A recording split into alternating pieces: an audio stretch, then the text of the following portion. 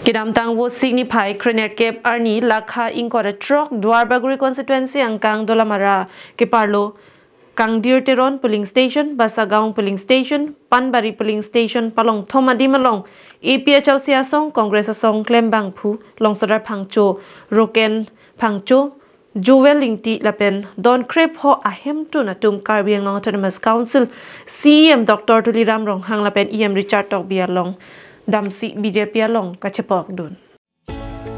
Sonsi non malom a constituency tin along kami Caribbean Autonomous Council CEM Dr. Tuliram Ronghang pen mass joining ke padopon bom wang bom sonsi APHLC Congress ASDC atumta Chepok Dun Pinangan Dolo.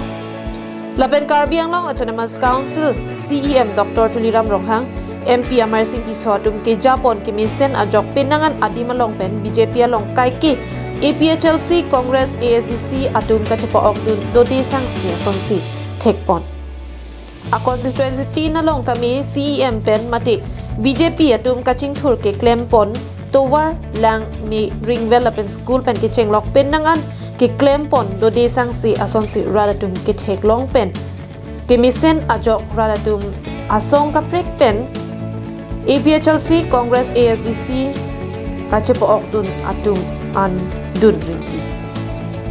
Lasoben ajok Dalamara angkang Longthom polling station ke Parlo, Kang Dirteron polling station, Basagaung polling station, Panbari polling station along APHLC Congress kebangphu. Don Krep Ho Ahem tun atum BJP along Chepok Dun.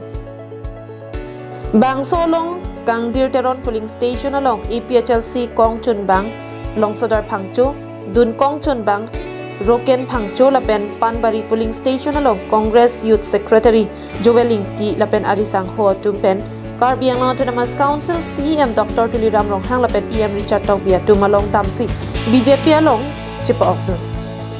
Lapen Kachepok Dun ahut APHLC Congress along ke claim kidam Don Krep Ho Ahem to Natumpen Chi OC BJP along Kachepok Dun Patopondo.